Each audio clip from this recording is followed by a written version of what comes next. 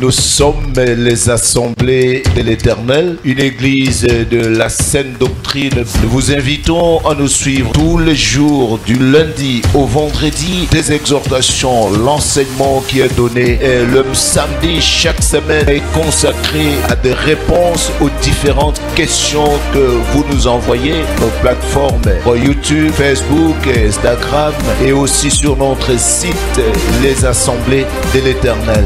À partir de 6 heures juste, heure de Kinshasa, votre humble serviteur, le docteur Jean-Paul Lokadi, ministre de Dieu.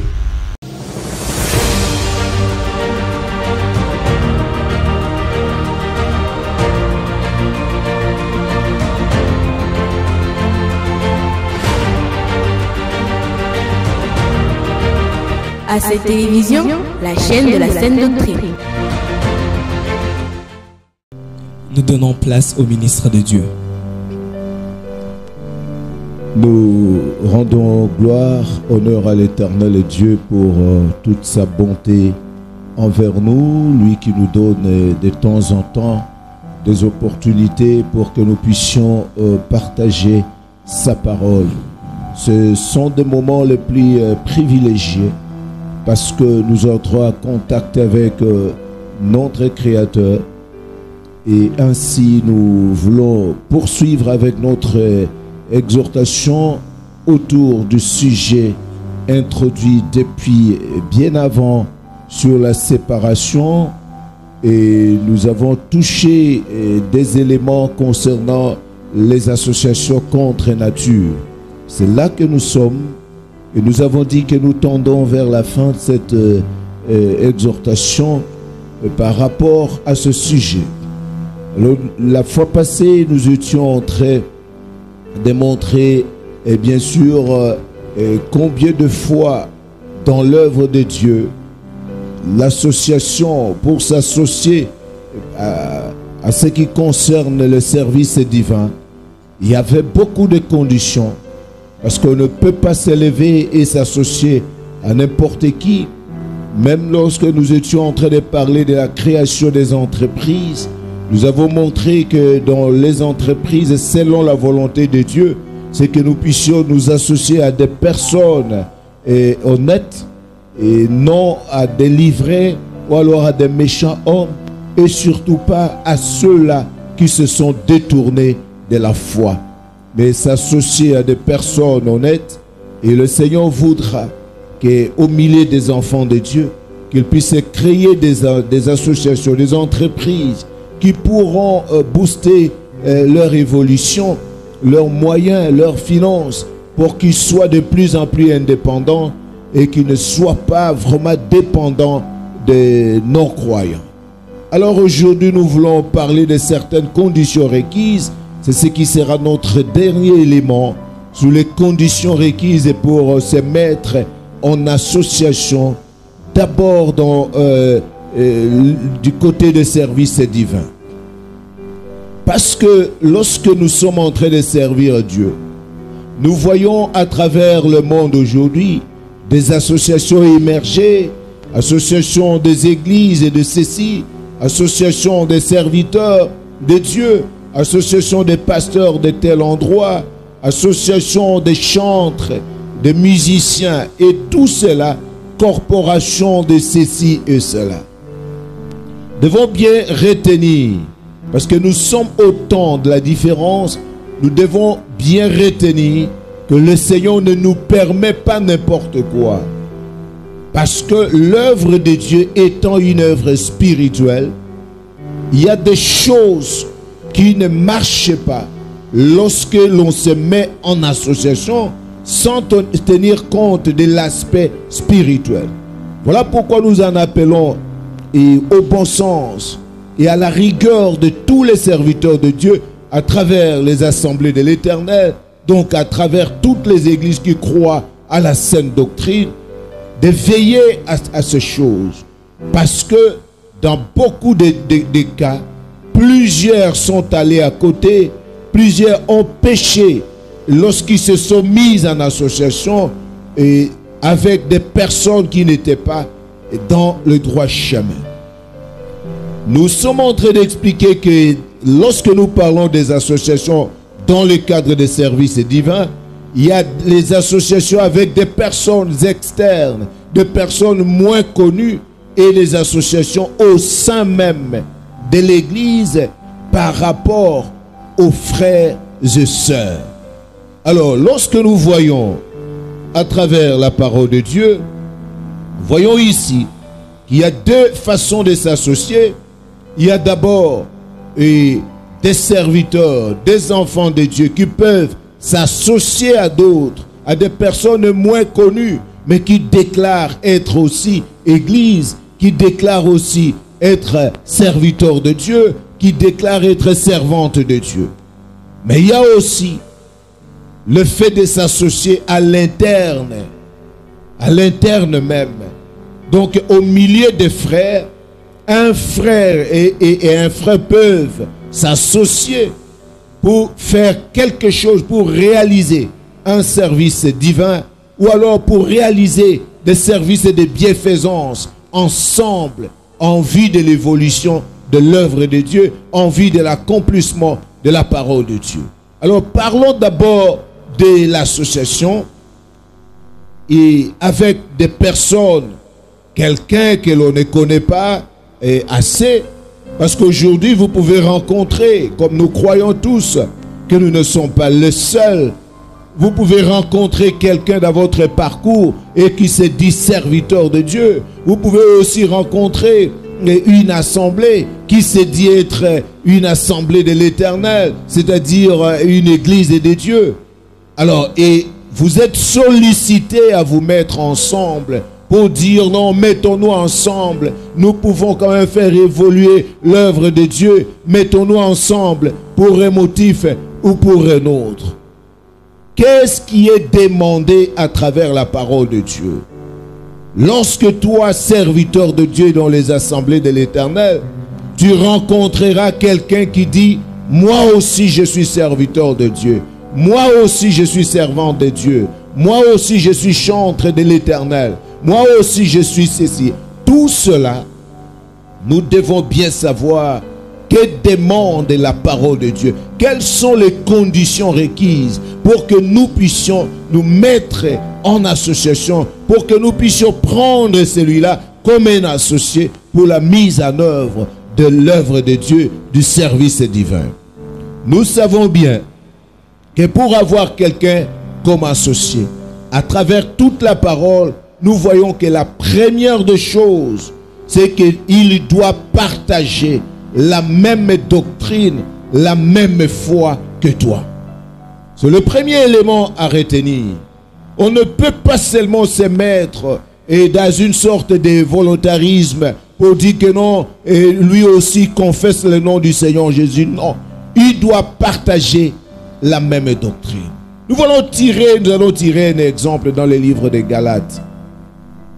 Il s'est fait que l'apôtre Paul, qui était en train de combattre l'église de Dieu, seul était en train de combattre l'église de Dieu, mais lorsqu'il était en mission même pour persécuter l'église, le Seigneur s'est saisi de lui et il l'a appelé.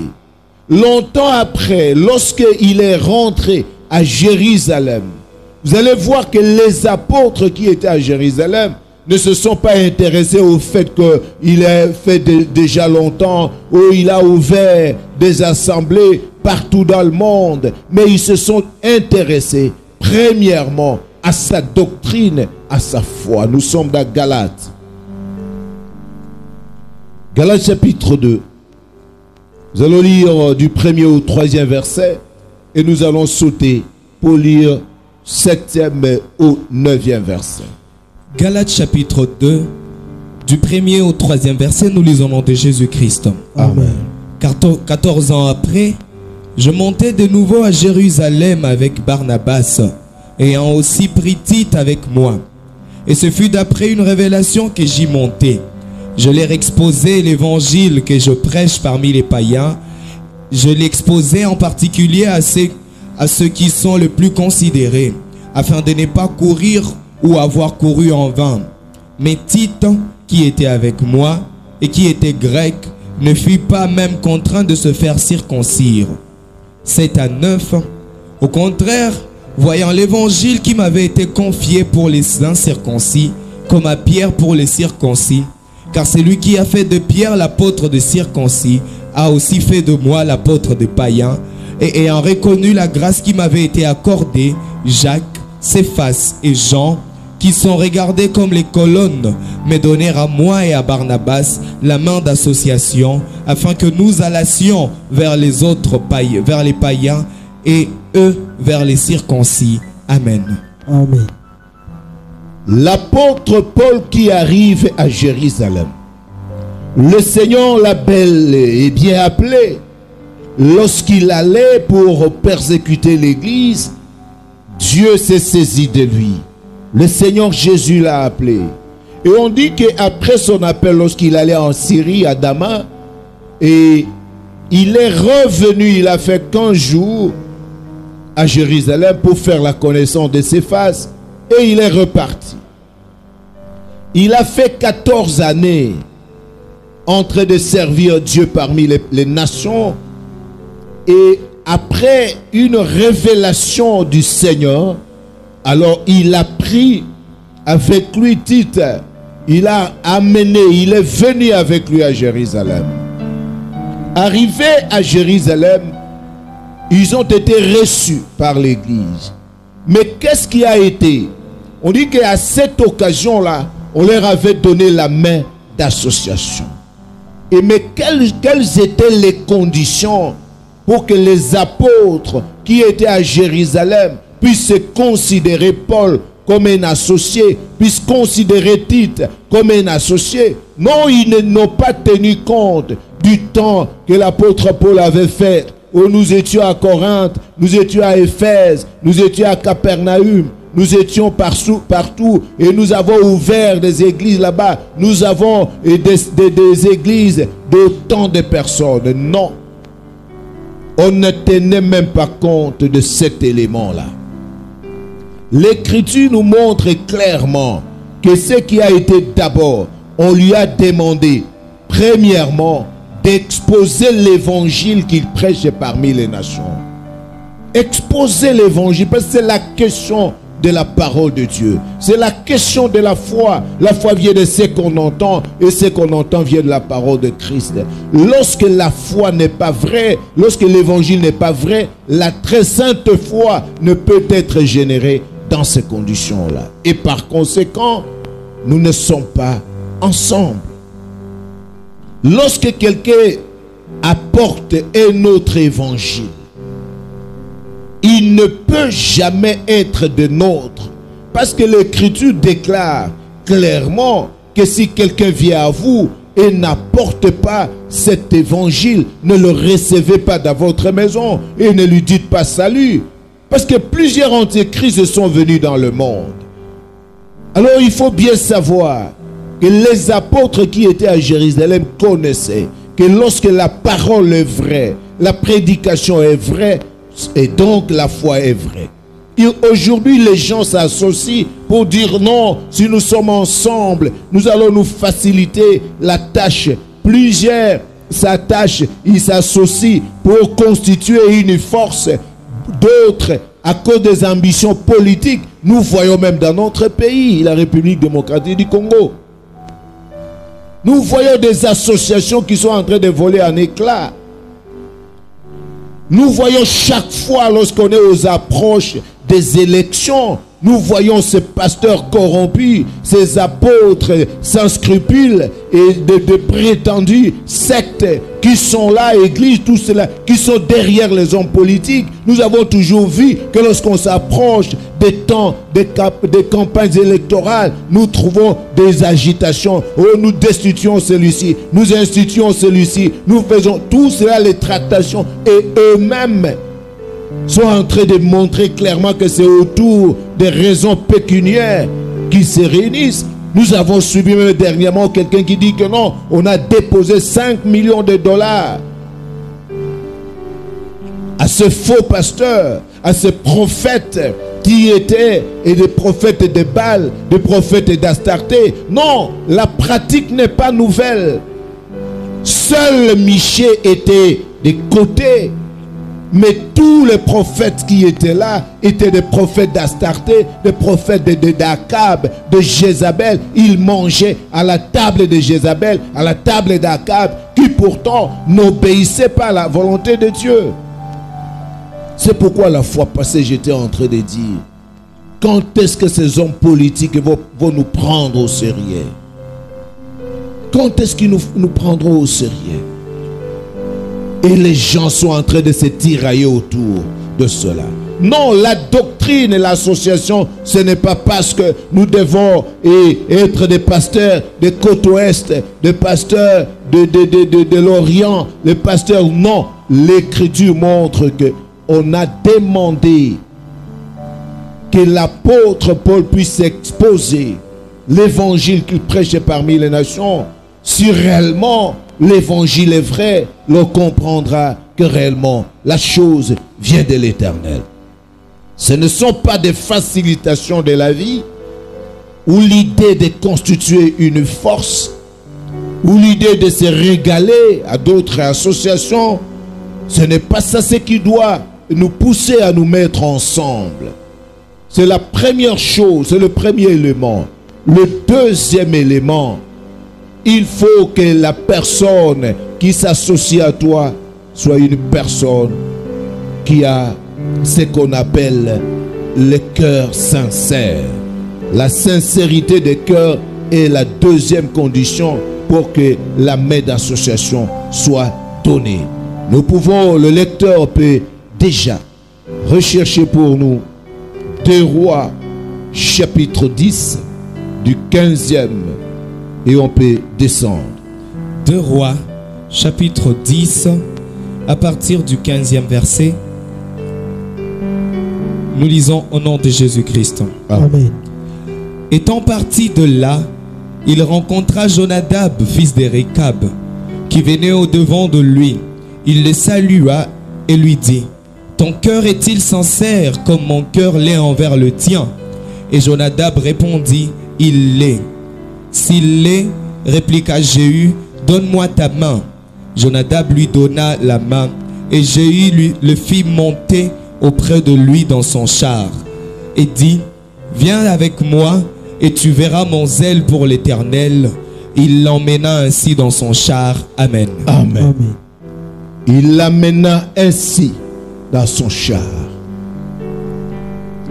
Jéhu était un roi de Dieu, établi par l'Éternel pour faire les guerres de l'Éternel, pour qu'il soit une sanction, une sentence contre la maison d'Akab, qui pourtant était entourée des prophètes, au-delà de 400 prophètes qui étaient là en train de prophétiser du bien, alors que Michée était écarté parce que Michée ne devait pas s'accorder autour de la vie ordinaire pour dire non, le roi va nous faciliter la tâche si nous sommes autour de celui-ci, comme il est roi, comme il est chef, comme il est président, comme il est ministre, comme il est député, non, et autour de lui, nous allons gagner le gain. Non. Mais on nous dit bien que Jéhu a été suscité par l'Éternel. Mais lorsque Jéhu a rencontré Jonadab, fils de Récab, les Récabites qui obéissaient à la voix de l'Éternel, autour de lequel le Seigneur avait dit qu'il ne manquera pas un homme qui se tienne à ma présence, cet homme venait à la rencontre de Jéhu. Mais Jéhu n'a pas tenu compte qu'il venait avec une suite et voici les paroles en l'air. Il a posé le problème de la sincérité des cœurs. Est-ce que ton cœur est-il sincère? La droiture du cœur, la sincérité des cœurs. Alors si ton cœur est sincère, alors tends-moi la main. Et il lui a donné la main d'association. Et Jonadab, fils de Récab, est monté sur le char de Jéhu. Et Jéhu avait dit, allons, et tu vas voir mon zèle pour la maison de l'Éternel. Mon zèle pour l'Éternel, notre Dieu. Et c'est ainsi que les choses ont été faites. Mais quand nous voyons là-bas, pourquoi il a demandé la sincérité? C'est parce que la sincérité de cœur nous empêche même à falsifier la parole de Dieu. Vous savez, quelqu'un peut connaître ce que dit la parole. Il peut connaître que c'est ainsi la doctrine. Mais pour une raison, pour une autre, il peut falsifier la parole de Dieu parce que son cœur n'est pas sincère. La doctrine, oui. Nous croyons à ceci, nous croyons à telle chose, nous croyons à telle chose, c'est bon. Mais est-ce que malgré cela, ton cœur est-il sincère? Parce que dans la sincérité de cœur, l'on ne modifie pas la parole selon les temps et les circonstances.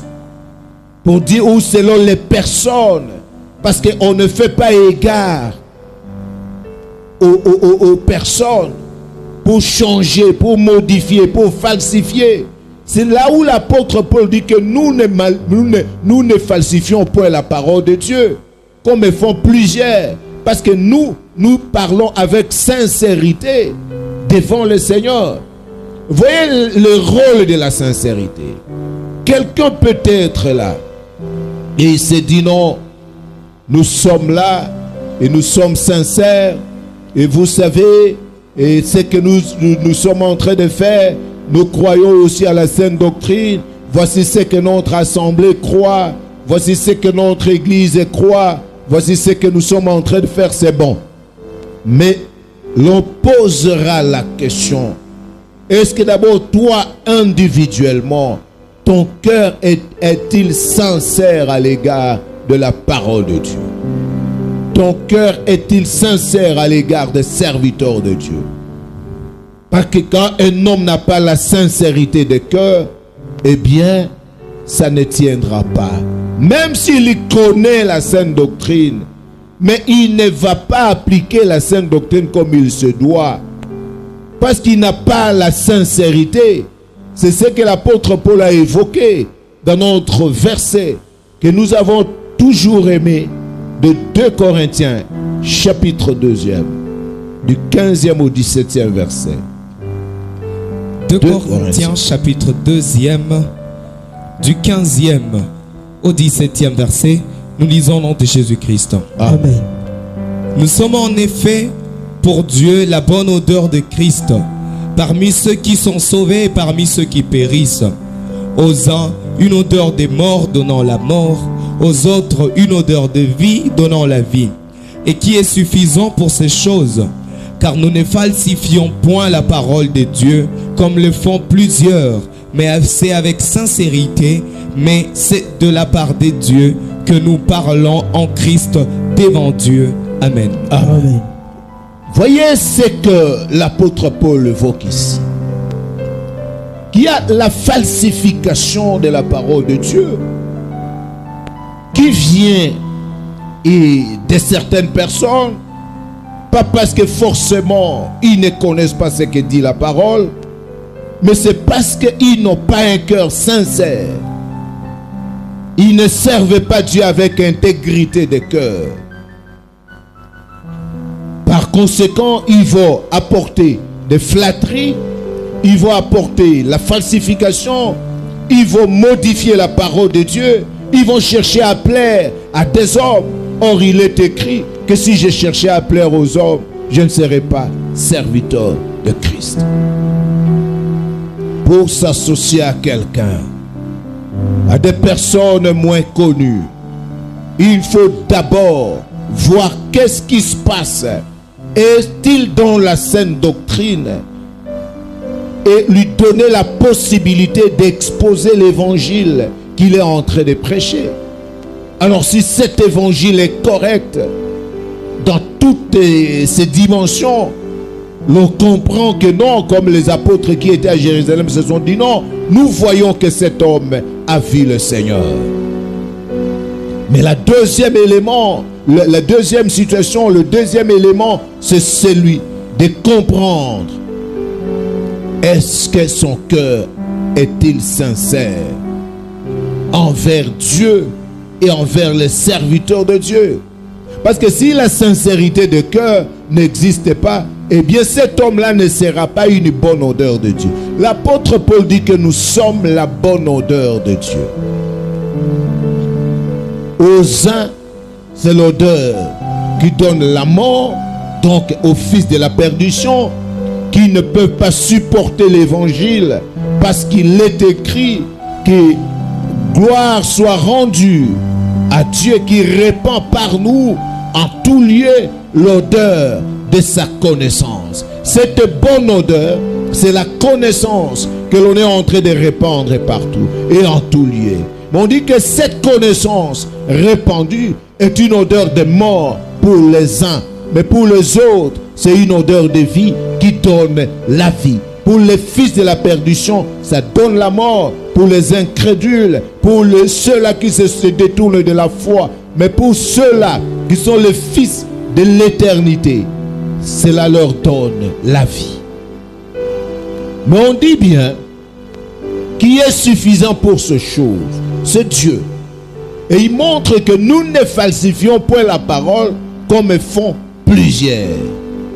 Les plusieurs qui falsifiaient la parole, ce n'étaient pas des gens qui n'ont jamais connu la parole. Mais ce sont des gens qui ont la connaissance de la saine doctrine, mais pour une raison ou pour une autre, ils veulent que les choses soient faites autrement. Alors ils apportent des modifications, des falsifications. Ils apportent la flatterie. Parce que dans ce monde, même dans l'église de Dieu, lorsque certaines personnes commencent à se pervertir, ils veulent que les serviteurs puissent parler selon ce qu'eux ils veulent, selon leur aspiration. Alors lorsqu'on touche telle chose, oh non, il était en train de parler contre moi. Lorsqu'on touche telle chose, c'est parce que leur cœur n'est pas sincère. Mais l'apôtre Paul dit que étant dans la sincérité, nous ne falsifions point la parole comme il faut plusieurs. Mais c'est avec sincérité. Et c'est de la part de Dieu que nous parlons en Christ devant Dieu. Nous sommes dans Galates, toujours. Galates chapitre 1er, le verset 10e. Galates chapitre 1er, le verset 10e. Nous lisons au nom de Jésus-Christ. Amen. Et maintenant, est-ce la faveur des hommes que je désire ou celle de Dieu? Est-ce que je cherche à plaire aux hommes? Si je plaisais encore aux hommes, je ne serais pas serviteur de Christ. Amen. Amen. Parce que le manque de sincérité te poussera à chercher à plaire aux hommes. Dans tes discours, dans ton enseignement, dans ta prédication, dans ton comportement, tu chercheras la faveur des hommes et non celle de Dieu. Alors qu'un véritable serviteur, ça ne suffit pas de dire que non, notre assemblée est dans la sainte doctrine. Mais toi d'abord, est-ce que ton cœur est-il sincère à l'égard de la parole de Dieu? Et est-ce que tu gardes l'intégrité des Écritures pour que la main d'association soit donnée? Il faut tenir compte de cela. Si je cherchais encore à plaire aux hommes, alors je ne serais pas serviteur de Christ. C'est là que le frère Eliou avait déclaré que je ne sais pas flatter. Parce que si je cherchais à flatter, alors mon Créateur m'enleverait. Sitôt, on ne doit pas rester là en train de flatter les hommes. Parce qu'il y a des gens dans les derniers jours qui aiment la flatterie. Même au temps du prophète Jérémie, on a dit au prophète Jérémie que non, il fallait quand même aller loin. Parce qu'ici c'est le sanctuaire du roi. Allez prophétiser. Si tu veux prophétiser ici, alors prophétise-nous des chimères. Des choses sucrées et succulentes. Dans le mauvais sens. Prophétise ainsi. Dans les cas contraires, va loin de cet endroit. Parce que les choses que tu prophétises sur le roi et sur Jérusalem ne sont pas de bonnes choses. Nous avons besoin des gens qui flattent le roi, comme ces prophètes sont allés dire à Michée, toi aussi, sois comme l'un de nous, prophétisons du bien. C'est là que vous voyez des gens qui apportent des prophéties, des bonnes choses à des hommes politiques qui sont pourtant en train de détruire à des dirigeants cruels. Alors ils fortifient les mains des méchants. Tous ceux qui sont élevés en dignité, on leur prophétise du bien. Mais ceux-là qui se retrouvent dans une vie un peu plus simple, ceux qui n'ont pas grand-chose à offrir, on les traite de sorciers et de dépravés. Et on leur apporte des prophéties, des malheurs. C'est parce que ces gens-là cherchaient la faveur des hommes. Allons visiter le frère Eliou dans le livre de Job 32, à partir de 21 jusqu'à 22. Voyons la déclaration de ce jeune homme qui a compris les choses. Job 32, du 21e au 22e verset, nous lisons le nom de Jésus-Christ. Amen. Je n'aurai point égard à l'apparence et je ne flatterai personne, car je ne sais pas flatter. Mon Créateur m'enleverait bien vite. Amen. Amen. Je n'aurai pas égard aux apparences. Je ne flatterai personne. La première raison, je ne sais pas flatter. Et deux, le risque, c'est que mon Créateur peut m'enlever sitôt. Les flatteurs n'ont pas la longévité. Ils finissent toujours mal. Alors, serviteur de Dieu, enfant de Dieu, tu n'es pas là pour la flatterie. Dis les choses telles qu'elles sont. Sois sincère, manifeste la sincérité, l'intégrité, la rigueur de la parole de Dieu. Tu n'auras pas l'assentiment de tous. Cela n'arrivera pas. Malheur lorsque tous les hommes diront du bien de vous. Malheur lorsque tous les hommes diront du bien de vous. Parce que c'est ainsi qu'ils ont été à l'égard de faux prophètes qui les flattaient. Je ne sais pas flatter. Mon Créateur m'enleverait sitôt. Un serviteur de Dieu ne cherche pas à plaire à deux hommes. Un serviteur de Dieu ne cherche pas la faveur des hommes, mais la faveur de Dieu. Mais ceux qui sont de Dieu, il aura toujours leur faveur. Parce qu'ils se réjouiront d'entendre, dire mes brebis entendent ma voix et ils me suivent. Tout celui qui est brebis de l'Éternel aimera le serviteur de Dieu. Parce qu'il est écrit, ayez pour eux beaucoup d'affection à cause de leur œuvre. Je ne sais pas flatter. C'est pour cette raison que l'apôtre Paul, parlant à nos frères de l'église de Thessalonique, dans 1 Thessaloniciens, chapitre 2, le 3e verset, il leur dit, il parle de la prédication. Il vante la prédication qu'il apportait et que d'autres aussi apportaient. 1 Thessaloniciens, chapitre 2, le 3e verset, nous lisons le nom de Jésus-Christ. Amen. Car notre prédication ne repose ni sur l'erreur, ni sur des motifs impurs, ni sur la fraude. Amen. Amen. Amen. Descendez un tout petit peu. Mais selon que Dieu nous a jugés dignes de nous confier l'évangile, ainsi nous parlons, non comme pour plaire à des hommes, mais pour plaire à Dieu qui sonde nos cœurs. Jamais en effet nous n'avons usé des paroles flatteuses comme vous le savez. Jamais nous n'avons eu la cupidité pour mobile. Dieu en est témoin.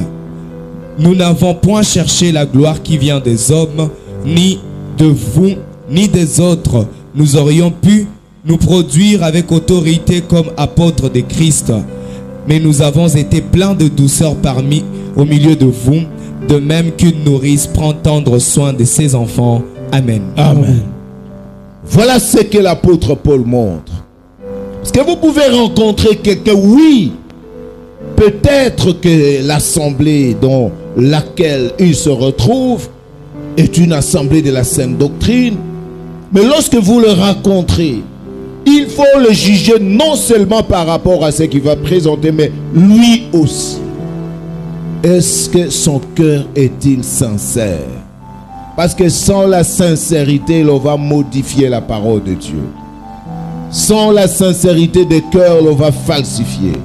Mais l'apôtre Paul montre, notre prédication ne repose ni sur l'erreur, ni sur des motifs impies, ni sur la fraude. Parce que le cœur est sincère. L'erreur n'est pas à l'ordre du jour.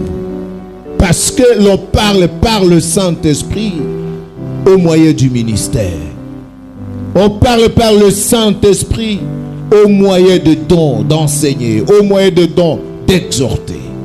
Alors, la prédication ne peut pas reposer sur l'erreur, avoir comme base l'erreur, avoir comme fondement le faux. C'est impossible. C'est impossible. Et pour ainsi dire que les prédicateurs ne sont pas limités, non, ce n'est pas ça. Les fils des prophètes ont pu apporter les coloquintes sauvages par confusion, mais le prophète qui était là a jeté de la farine pour que la chose redevienne à la normale. C'est ainsi. Mais ici on nous dit, la prédication ne peut pas reposer sur l'erreur. C'est la première des choses. Deux, sur le motif impie et sur la fraude. Ça ne peut pas reposer sur la fraude, sur le motif impie ou alors sur l'erreur.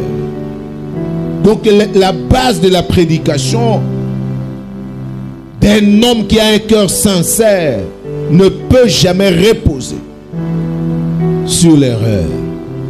Donc sur le faux, sur le vraisemblable, sur les à peu près. Non. Ça ne peut pas aussi reposer sur le motif impie. Donc, motivé par le mauvais sens, motivé par des raisons pécuniaires, motivé par des raisons d'offense, motivé par autre chose que par la volonté de bâtir, par la volonté d'édifier, de conduire dans la vie éternelle, motivé par autre chose, par l'orgueil, par ceci ou cela. Et tu poses le fondement de l'enseignement. Non. Ni par la fraude. On lit autre chose pour faire passer autre chose d'une manière frauduleuse. On dit tel que Dieu, mais selon que Dieu nous a jugés dignes de nous confier l'évangile. Autrefois, nous étions en train de vous dire que l'évangile, c'est une affaire de confiance. Parce que le Seigneur a cru à la personne. Comme Dieu nous a jugés dignes de nous confier l'évangile, nous parlons non comme pour plaire à des hommes, mais pour plaire à Dieu qui sonde nos cœurs. Jamais les serviteurs de Dieu ne suivront les gens. Oh non, cette façon-là, où il faut quand même... Non. Lorsqu'on plaît à Dieu, ça suffit. Parce que ce qui plaît à Dieu va plaire à ses enfants. Mais on ne peut pas enseigner des choses dans le but de plaire à des hommes. Ça ne sera plus la prédication. On dit c'est Dieu qui sonde nos cœurs. Mais les fils de la perdition ont toujours trouvé des moyens pour échapper à la parole. Et lorsque il est touché par l'évangile, il veut développer des armes contre la parole. C'est là où les serviteurs qui sont sincères, les serviteurs qui sont droits, les serviteurs qui sont intègres, sont moins aimés par une certaine catégorie de personnes. Parce que ceux-là aiment la flatterie. Lorsqu'on touche l'écriture, on explique. Si cela va rencontrer ce que lui il est ou ce qu'il fait, alors il en trouve une occasion de chute. Il trouve dans cela un problème. Oh, il était en train de dire. Oh, quelqu'un lui aurait dit. Oh, il y a eu ceci ou cela. Nous vous avons toujours dit que nous ne prêchons pas aux anges. Nous prêchons l'Église. C'est vous, c'est à vous que nous nous adressons. C'est à vous, enfants de Dieu. Si on parle de cesser de voler, c'est à vous que nous sommes en train de parler. Et lorsque la parole vous rencontre, C'est une bonne chose. Et l'Écriture déclare clairement que jamais, en effet, nous n'avons eu des paroles flatteuses, comme vous le savez. Des paroles flatteuses. La flatterie, c'est question de manque de sincérité et manque de personnalité. Or, nous n'avons eu la cupidité pour mobile. Dieu en est témoin. Pourquoi les serviteurs de Dieu ne sont pas en train d'aller chercher de l'argent? La cupidité n'est pas leur mobile. Et aussi la gloire qui vient des hommes n'est pas leur mobile. Nous n'avons pas cherché la gloire qui vient des hommes, ni de vous, ni des autres. Mais nous aurions pu nous imposer, nous produire avec autorité comme ministre de Dieu. Alors, lorsqu'on veut s'associer à quelqu'un, à des personnes que l'on connaît moins, avant de dire non, mettons-nous en association, travaillons ensemble, tu es aussi serviteur de Dieu. En tout cas, il prêchait bien d'abord la doctrine dans laquelle il évolue. Et qu'il puisse exposer cela, comme on a fait avec l'apôtre Paul, avec Tite. Et aussi la sincérité de cœur. Lorsque l'apôtre Paul dit, voyant que l'évangile m'avait été confié, comme à Pierre pour les circoncis, alors ceux qui sont considérés comme les plus considérés, comme des colonnes, me donnèrent à moi et à Barnabas la main d'association, pour que nous allassions vers les païens et eux vers les circoncis. Et encore, lorsque Jéhu a posé la question à Jonadab, fils de Récab, sur la sincérité de cœur, et lorsqu'il a prouvé que la sincérité était là, que la sincérité était démise et que le cœur de cet homme était droit et sincère, il a dit, donne-moi la main. Et c'est à partir de ce moment qu'il lui a donné la main d'association, et ils ont cheminé ensemble sous le char de Jéhu pour aller faire les guerres de l'Éternel, pour aller livrer bataille, pour le zèle. Il dit, viens, tu vas voir mon zèle pour l'Éternel. Parce que nous devons être zélés pour Dieu, pour ainsi affronter toutes choses et renverser les raisonnements, toute hauteur qui s'élève contre la connaissance de Dieu. Que l'Éternel et Dieu vous bénisse et vous assiste tous. Merci et portez-vous bien. Et à la prochaine. Amen. La sincérité de cœur. Une prédication ne reposant non sur la fraude, non sur l'erreur, ni sur des paroles trompeuses. Nous allons remercier l'Éternel pour ce temps qu'il nous a accordé et demander à Dieu de bien vouloir nous accorder encore sa parole de jour en jour venant de son serviteur. Et aussi à la fin, le serviteur de Dieu va prier pour cette journée et recommander la journée entre les mains de l'Éternel. Prions au nom de Jésus. Seigneur, Éternel de Dieu puissant, nous venons devant ta face. le Père très prier saint, de bien vouloir. Venons te dire merci de nous avoir accordé encore ta parole. Venons encore, Éternel de Dieu puissant, te dire merci de nous accorder encore de jour en jour la parole venant de ton serviteur éternel de Dieu puissant. Une parole éternelle de Dieu puissant dirigée par toi, éternel de Dieu puissant. Une parole éternelle de Dieu puissant conduite par toi, éternel de Dieu puissant. Nous venons, éternel, te dire merci, car plusieurs n'ont pas cette opportunité. Voilà pourquoi nous te remercions. Voilà pourquoi nous te rendons de multiples actions de grâce. Béni soit ton nom à jamais, béni soit ton nom à toujours éternel de Dieu puissant. Béni soit ton nom éternel, béni soit ton peuple. Que la journée soit bonne et que la vie leur soit accordée. Et la rigueur et le zèle pour toi, ô Dieu, à ce temps très difficile et très critique, le temps où le monde ne supporte pas la sainte doctrine. Que la paix soit donné à ton peuple au nom du Seigneur Jésus. Amen. Amen. Bonne journée à tous. On se revoit au prochain numéro. Merci beaucoup. Merci.